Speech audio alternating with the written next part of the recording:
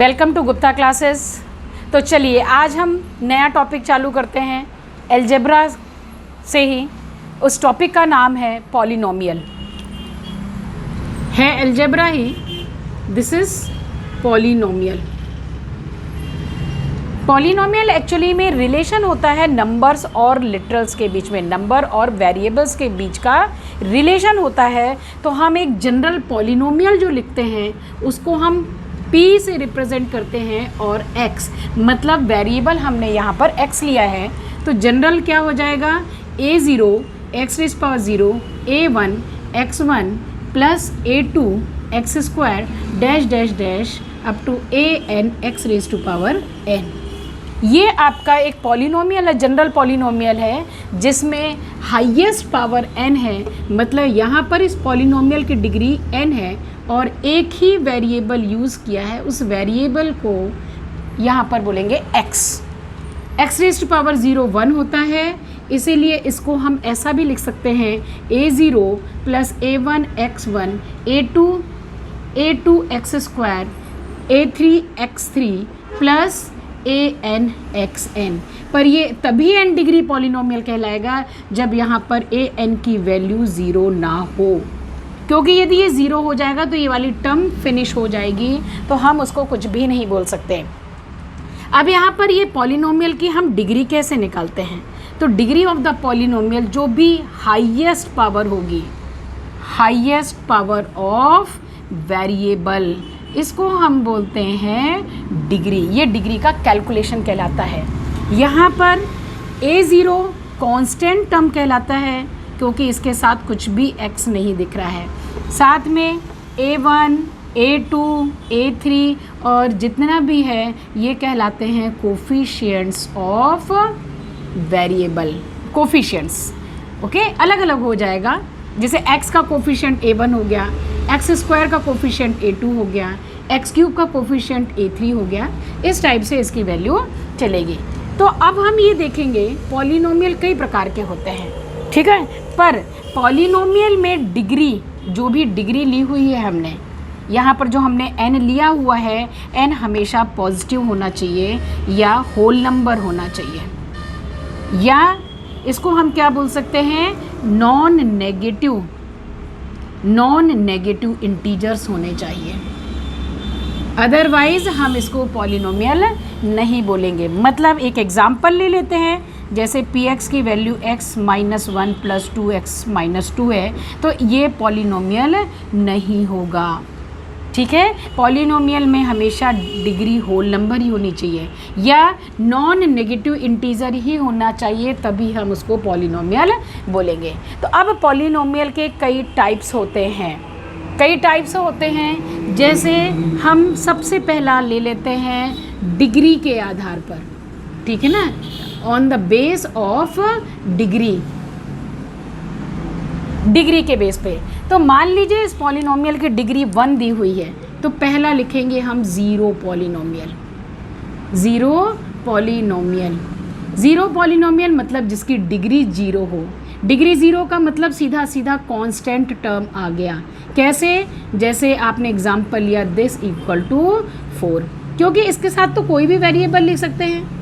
x की power क्या हो जाएगी यहाँ पर 0, मतलब सीधा सीधा कांस्टेंट टर्म है, उसको हम ज़ीरो पॉलिनोमियल बोलते हैं।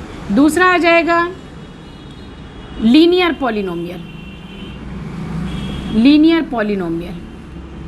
जिसमें डिग्री हो जाएगी 1। तो इसके लिए जनरल फॉर्मेशन होता है ax प्लस b, पर ये तभी लीनियर पॉलिनोमियल होगा जब a की वैल्यू 0 ना हो, क्योंकि 0 हो गया, यदि a की वैल्यू 0 लिख दी, इसका मतलब ये तो फिर से कांस्टेंट टर्म में बदल गया, this is called constant. Third, quadratic polynomial जिसमें डिग्री 2 होती है। स्टैंडर्ड फॉर्म होता है px is equal to ax square plus bx plus c। हाँ, कंडीशन हो जाएगी a नॉट इक्वल टू 0।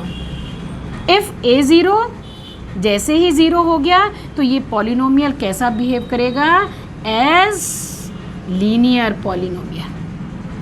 हाँ, इसमें आप ऐसा भी लिख सकते हो कि पी एक्स ए स्क्वायर प्लस सी, ये भी आपका लीनियर क्वाड्रेटिक पॉलिनोमियल है। क्यों? क्योंकि यहाँ पर हाईएस्ट डिग्री 2 है। अब आ जाते हैं फोर्थ टाइप पे। तो फोर्थ टाइप हो जाएगा क्वाड्रेटिक के बाद क्यूबिक पॉलिनोमियल, मतलब डिग्री 3, जैसे स्टैंडर्ड हो गया a x cube b x square c x plus d, जहाँ पर डिग्री है 3। ऐसे ही आपके और भी आगे चलते जाएंगे। ठीक है, तो ये जो सारे टर्म्स हैं ये डिपेंड करते हैं डिग्री पे। तो पॉलिनोमियल के types on the base of degree. अब इसके आगे हम पढ़ें polynomial types of polynomial on the base of terms, on the base of terms. First है मोनोमियल, सेकेंड बाइनोमियल, मतलब यहाँ पर टर्म आपकी कितनी हो गई 1। एग्जाम्पल के तौर पे लिख दीजिए 3x स्क्वायर वाई। वेरिएबल तो कितने भी हो सकते हैं, पर हाँ इसको हम मोनोमियल बोलेंगे क्योंकि ये सिंगल टर्म है। पर इसी इक्वेशन को, इसी टर्म को यदि हम लिख देते हैं 3x स्क्वायर प्लस वाई, तो ये कहला जाता है 2 टर्म पॉलिनोमियल, मतलब बाइनोमियल, क्योंकि एक टर्म ये हो गया, दूसरा टर्म ये हो गया। इसका मतलब प्लस और माइनस डिसाइड करते हैं कि कितने नंबर ऑफ टर्म्स प्रेजेंट हैं। तो जैसे बाइनोमियल में 2 टर्म हो गया। थर्ड ट्राइनोमियल में हम लिख सकते हैं, कोई सा भी एग्जाम्पल ले लीजिए, a x plus b y plus c z, 1 term 2 term और 3 टर्म। तो ट्राइनोमियल में 3 टर्म्स। इस प्रकार से नंबर ऑफ टर्म्स बढ़ते जाते हैं।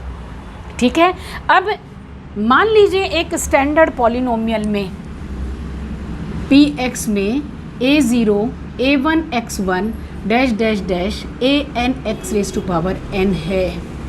If an is equal to 1, या हम बोलें कि कोफिशिएंट ऑफ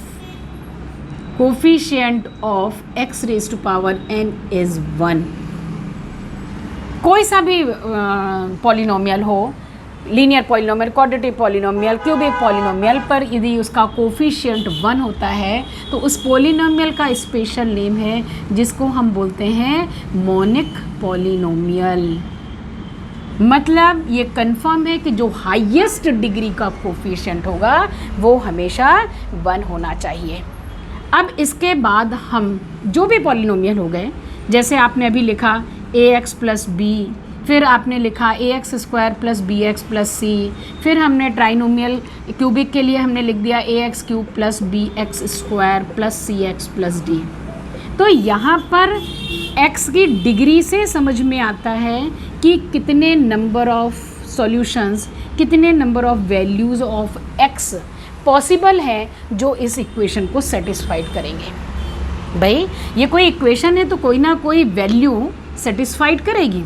सेटिस्फाइड करने का मतलब है, जैसे हमने ले लिया ए एक्स प्लस बी, इसमें ऐसी कौन सी वैल्यू रखेंगे जो इस इक्वेशन को ज़ीरो कर दे, जो इस पॉलिनोमियल की वैल्यू को ज़ीरो कर दे। तो हम एक काम करते हैं, मान लेते हैं पी एक्स की वैल्यू 0 आ गई, ठीक है ना। Therefore a x plus b is equal to 0, मतलब x is equal to minus b upon a. इसको हम बोलते हैं ज़ीरोज़, या इसको हम बोलते हैं रूट्स, या इसको हम बोलते हैं solution, value of x, value of unknown variable. तो जिसके डिग्री 1 है उसके जीरोस कितने होंगे, 1 ही होंगे। जिसकी डिग्री 2 है उसके ज़ीरोज़ 2 होंगे। जिसकी डिग्री 3 है उसके ज़ीरोज़ 3 होंगे। मतलब ये डिपेंड करता है कि हाईएस्ट डिग्री उस पॉलिनोमियल की कितनी दी है, तो इसको हम ज़ीरोज़ बोलते हैं। ज़ीरोज़ कैलकुलेट करने का तरीका क्या है कि उस पॉलिनोमियल को 0 ले लो और इसके इक्वल 0 पुटअप कर दीजिए। सॉल्व करने के बाद जो वैल्यू आएगी उसको हम बोलते हैं zeros of the given polynomial. Polynomial के बाद हम देखेंगे रिमाइंडर थ्योरम और फैक्टर थ्योरम। डेफिनेटली जब हमको पॉलिनोमियल्स दिए हैं तो उनका एडिशन, सब्ट्रैक्शन, डिवीज़न और मल्टीप्लिकेशन करना आना चाहिए। पर डिवीज़न के केस में हम ये कैसे बताएंगे कि कोई एक पॉलिनोमियल ने दूसरे को डिवाइड किया? ठीक है, तो हम ये मान के चलते हैं कि हमारे पास दो पॉलिनोमियल हैं। If P X and G X is given, okay. हम आपको बताना चाह रहे हैं statement of remainder theorem. Remainder theorem, तो पी एक्स और जी एक्स आपको गिवन है, इनकी कुछ डिग्रीज गिवन है और G x divides P x. अब हमें ये कैसे पता चलेगा कि ये रिमाइंडर है? तो यहाँ पे हम जी एक्स की वैल्यू ले लेते हैं एक्स माइनस ए, एक एग्जाम्पल के तौर पे। इसका मतलब जी एक्स की वैल्यू 0 लेकर x माइनस ए की वैल्यू 0 लेकर x इज इक्वल टू ए आएगा जब हम इस गिवन पॉलिनोमियल में जहाँ जहाँ x है, जहाँ जहाँ भी x है हम वहाँ a पुटअप करेंगे। इतना, इसका मतलब हम पी ए की वैल्यू कैलकुलेट करेंगे। मतलब हमने क्या किया यहाँ पर? Putting the value of x in given polynomial, in given polynomial. उस सिचुएशन में ये जो भी आएगा, जो भी वैल्यू हमको मिलेगी, ये कहलाएगा रिमाइंडर। भाई हम जो लॉन्ग डिवीज़न मेथड अभी हम बताएंगे, परंतु रिमाइंडर थ्योरम का मतलब क्या होता है कि जब आपका एक पॉलिनोमियल दूसरे पॉलिनोमियल को डिवाइड करता है तो पहले पॉलिनोमियल को हम इक्वल टू 0 करके x की वैल्यू निकालेंगे और उस x की वैल्यू को पहले वाले पॉलिनोमियल में रखेंगे। जो भी आंसर आएगा वो कहलाएगा रिमाइंडर। इसी के बेस पर हम आपको बताएंगे फैक्टर थ्योरम। हम आपको बताएंगे फैक्टर थ्योरम। मतलब आपके पास px और gx दो पॉलिनोमियल हैं और gx की वैल्यू है x माइनस ए। इसका मतलब if x minus A is equal to 0 and PA is equal to 0, therefore gx is a factor of px। मतलब gx completely divides px। इसी का दूसरा स्टेटमेंट हो सकता है, मतलब रिवर्स भी कर सकते हैं, या हम इसको ऐसा भी बोल सकते हैं। अभी तो हमने कंडीशन ली x minus A equal to 0 और ये 0। इस सिचुएशन में ये फैक्टर हो गया। इसमें हम ले लेते हैं if gx completely divides px, then always remainder, जो आपका then remainder becomes 0। मतलब पी ए की वैल्यू आपको 0 ही मिलेगी। यदि वो पूरा डिवाइड कर देता है तो पी ए की वैल्यू 0 ही आएगी। ये